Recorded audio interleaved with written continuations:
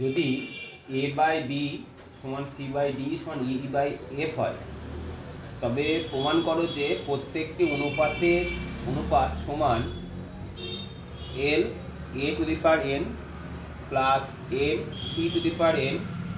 Plus P E to the power n by L B to the power N plus M D to the power N plus P F to the power n the whole to the power 1 by n। তাহলে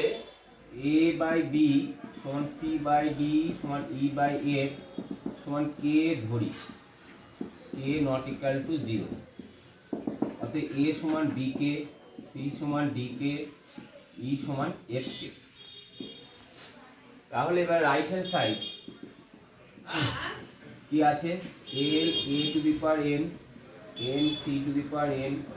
P E to the power n by L B to the power n M D to the power n P F to the power n to the power 1 by n. মান বসাও, এল এর মান কত, এ এর মান কত, B K, তাহলে A B K whole to the power n হয়, তা B K whole to the power n হলে কি হয়, B to the power n K to the power n. তাহলে এম সি, সি এর মান কত, D to the power n K to the power N plus P বলো F to the power n K to the power n by L B to the power N plus M D to the power N plus P F to the power n whole to the power 1 by n. তাহলে এখান থেকে কত common যাচ্ছে, উপর থেকে K to the power n common গেল, থাকলো কত পড়ে, L B to the power n M D to the power N plus P F to the power N,